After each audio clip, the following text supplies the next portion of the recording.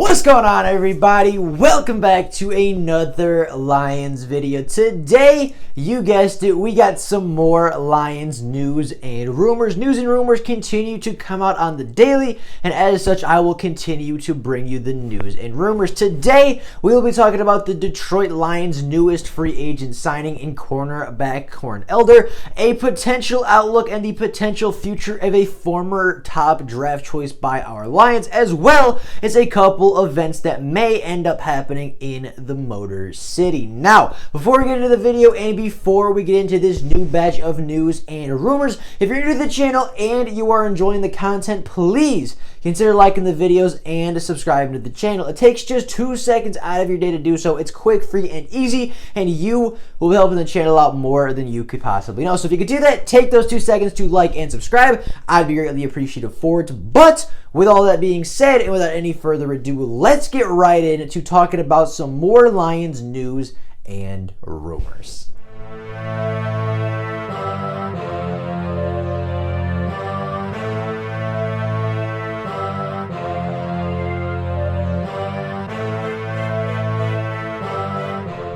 Now, as I mentioned in the beginning, the Detroit Lions have a new member on the team, as just yesterday they signed veteran cornerback Corn Elder to another one-year prove-it deal. Now, Corn Elder spent his past 3 seasons with the Carolina Panthers and spent his last 3 seasons as a member of that Carolina Panthers secondary. Corn Elder did not play a lot throughout his career so far. Although he has played in 30 NFL games, he's only made 1 start in his first 3 seasons. Now, Corn Elder last year got by far his most playing time and by far the most ability and most opportunity with the Carolina Panthers, and with the snaps that he did get, he was targeted a total of 47 times, allowing 32 completions. I believe that is just over a 68% completion percentage, which isn't great, but is not horrible. Now, Corn Elder on those 32 receptions allowed just 283 yards and 1 touchdown. So when Corn Elder is playing, when he's targeted, he does not give up a lot of yards, does not give up a lot of touchdowns, and although he's not considered a premium cornerback, and although he's not even really considered a starting cornerback, as I mentioned, only starting 1 game in Carolina, when he has been put on the field, he has not played very bad and has actually stepped up to the plate, and played relatively well for the Panthers when he's been called upon.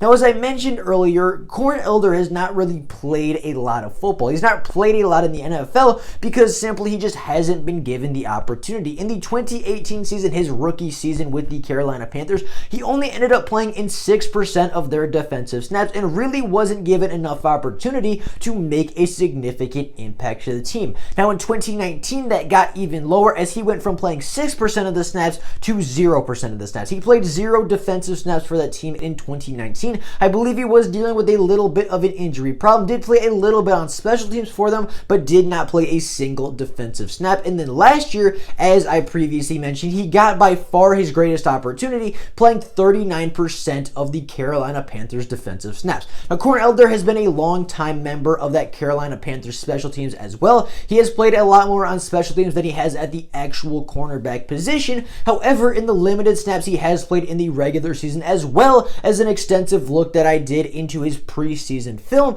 I think he's a relatively solid hire by the Lions. I think he's a really good cornerback. He is going to be very good depth for the Lions. He's still relatively young, only going into his 4th season of NFL play. Again, very limited snaps, has not had a lot of opportunity in the NFL, but when he has had opportunity, when he has been given opportunity and given snaps on the field, he has played relatively well for the Carolina Panthers. I believe he had 3 passes defended a season ago and honestly played really, really well from what I saw. The one thing that I noticed immediately about him is that he is a pretty solid coverage guy, but I think his biggest strength, especially if he's going to be playing in the nickel like a lot of people believe he is not afraid to tackle. He is not allowed to shoot a gap. He is not afraid to blitz the quarterback. He is not afraid to go make a tackle, go make a hit, and that's not really common among cornerbacks always. That's not always a given with your cornerbacks. There's a lot of guys, even in the NFL, that don't like to tackle, don't like to get their hands dirty, don't like to really hit people. They would rather cover, they would rather be downfield, get a pass deflection, a pass breakup,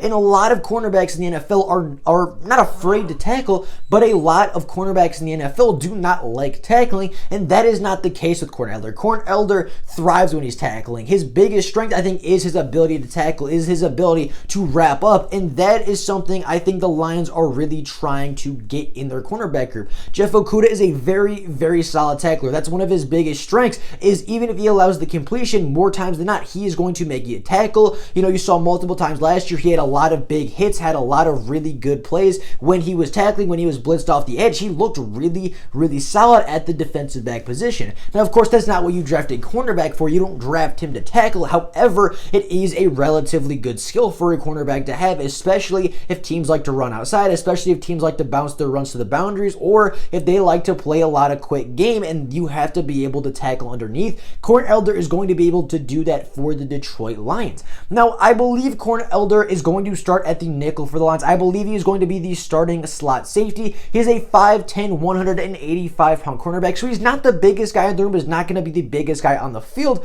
However, time and time again, especially in the preseason and in the limited snaps he got, he did play relatively well for the Panthers, and I think he's going to have a real shot at competing for the starting slot cornerback position. Now, as I mentioned, Corn Elder signed a one-year prove-it deal with the Lions, not a lot of money, and a very similar contract to what the Lions have been giving out throughout the rest of the NFL offseason. They've given out a lot of these prove-it deals. They're really trying to breed competition. They're really trying to see what they have in these guys before giving them long-term deals, and Corn Elder is no different. He is getting a one-year prove-it deal to come here to the Lions. Now, the second rumor that has been floating around, this has been a news article, this has been all around the Detroit Lions organization, and it has been speculation surrounding Jelani Tavai's future. Now, this all stems back to Dan Campbell's latest interview, his latest press conference, where he was asked about the linebackers. Now, he went on to talk about Jalen Reeves-Maybin, he went on to talk about Jamie Collins, he went on to talk about Alex Anzalone, he went on to talk about the rest of the linebackers in the room, and talk about their athleticism, praise them for their playmaking ability, praise them for their athleticism, and praise them for a lot of different things that they can do on the football field. However, when he got to Jelani Tavai, the only real comment he had is, yeah, he's one of those guys from a couple of classes ago.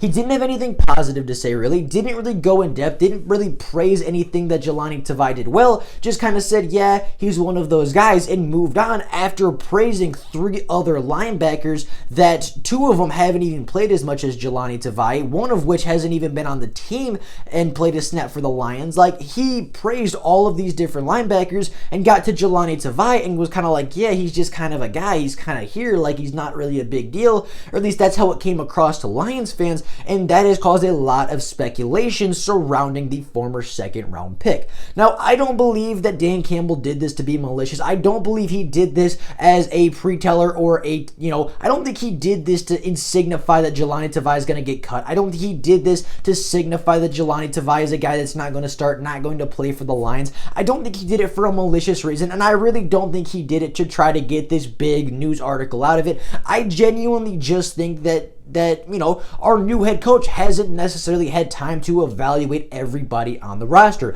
Now, is it possible that Jelani Tavai doesn't make the team this year? Yes, that's very possible. Is it possible that he really doesn't like Jelani Tavai? Is it possible that he really couldn't find something positive to say about him? I don't think that's true. As a coach, you don't really go into a new football team and disrespect your players like that. That is one of the biggest things that really got Matt Patricia off to a bad start with his team, is he went in and immediately picked out a start and just started yelling and ripping on him, and you really lost the respect of his team. I don't think Dan Campbell did this on purpose. I don't think Dan Campbell was trying to diss Jelani Tavai, and I really, really hope this is not a precursor or a teller to what his tenure is going to be in the Motor City, and I hope this is not a similar situation to what happened with Darius Slay a few years ago, where the new head coach came in, said some things that were disrespectful, said some things that really got a lot of media attention, and it turned out to be this whole big thing where Darius Slay got traded. It divided the locker room and really ruined Matt Patricia's tenure before it even began. I hope it's not one of those things, and I truly hope that him and Jelani Tavai have talked about it, and him and Jelani Tavai just kind of talked, and they were like, it wasn't meant to be disrespectful, it wasn't anything like that, it was my mistake. I hope Dan Campbell said something along those lines, and they kind of got over it and moved on. I'm really, really hoping this doesn't develop into something. I'm really, really hoping that Jelani Tavai does not divide the locker room, and I'm not saying he's going to, and I'm not saying that this is going to happen. I just really hope this doesn't spiral viral like the Darius Slay thing did.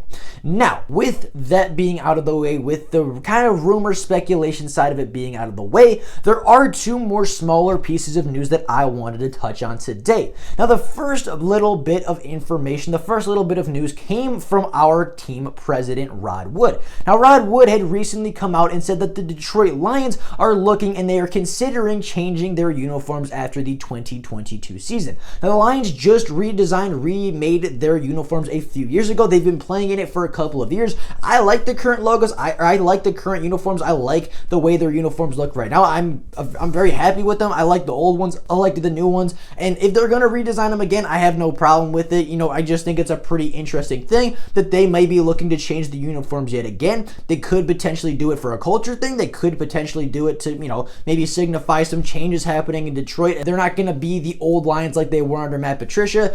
Could be something of those lines, or they could just be looking for a new redesign to sell more jerseys and make more money. Now, the other piece of news that came out, the other little bit of information that came out yesterday, yet again, came from our team president in Rod Wood, when he mentioned that Detroit, the city of Detroit, the Motor City, is in contention to be hosting the 2024 NFL Draft. Now, this would be a really fun event. This would be an event that I would hope to see a lot of people at. I would definitely go to this event. I would hope to see a lot of people at this event. And of course, by 2024, we're hoping we can at least get in a couple little bit of gatherings. We're hoping stuff gets back to normal by 2024.